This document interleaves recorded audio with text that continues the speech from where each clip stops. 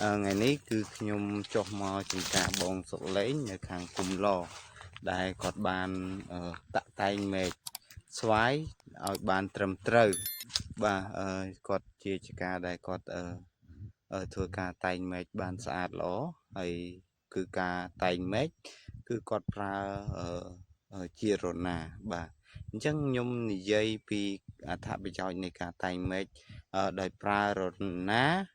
ឲ្យបងប្អូនបានដឹងទាំងអស់គ្នាហើយយើងនឹងទៅមើលថាតើការតែងមេឃដោយរណាគឺមានអត្ថប្រយោជន៍អីខ្លះបាទអញ្ចឹងយើងទៅមើលទាំងអស់គ្នាបាទ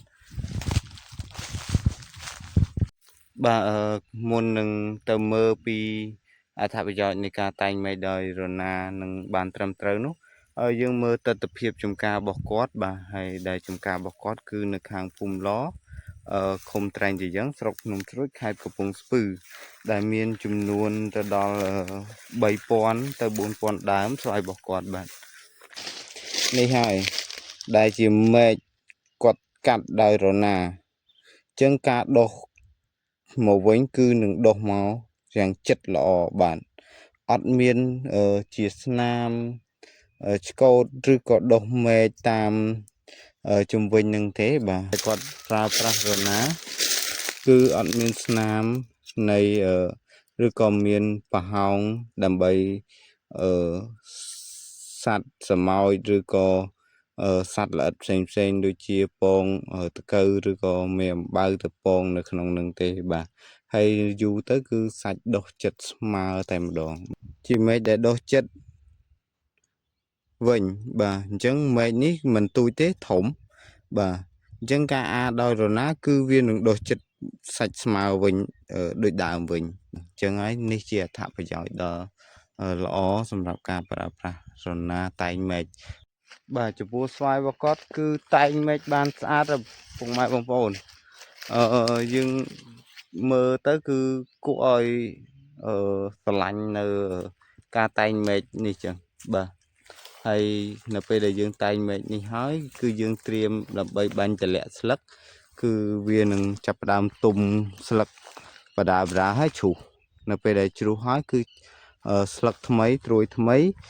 នឹងលាស់មកបាទនេះគឺស្អាតបាទហើយនេះជាស្វាយដែលតែងថ្ងៃហ្នឹងបាទអញ្ចឹងយើងទៅមើលយើងឃើញគាត់ហើយអញ្ចឹងយើងទៅមើលការកាត់មេឃរបស់គាត់នេះអូបានស្អាតមែនតើបងប្អូន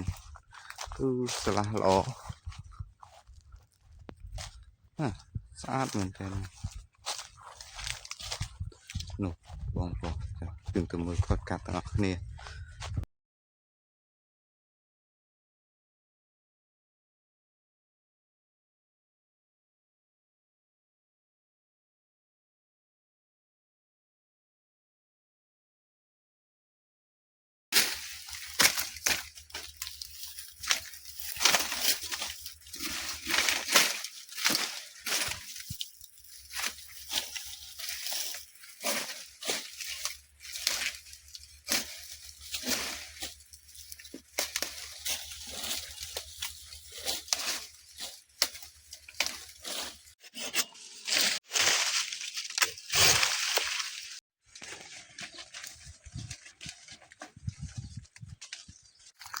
បាទក្រោយពីបាន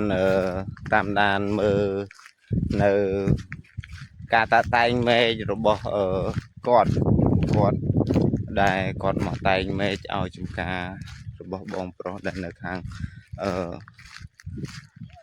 ភូមិឡនេះបាទហើយគឺការតែងមេឃរបស់គាត់គឺបានលឿនតែមិនចាញ់គ្នាជាមួយកំបិតប្រហែលទេបងប្អូនហើយខ្ញុំសួរគាត់ទៅគឺគាត់ថា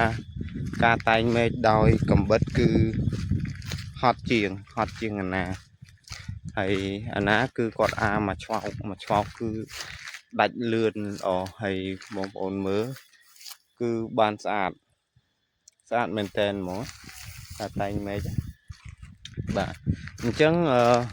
ក៏សូមអរគុណដល់ពុកម៉ែបងប្អូនដែលបានមើលវីដេអូនេះ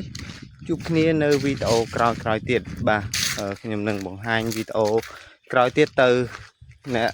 បងប្អូនអរគ្នាបាទអញ្ចឹងក៏សូមអរគុណសូមគោរពលាបាទ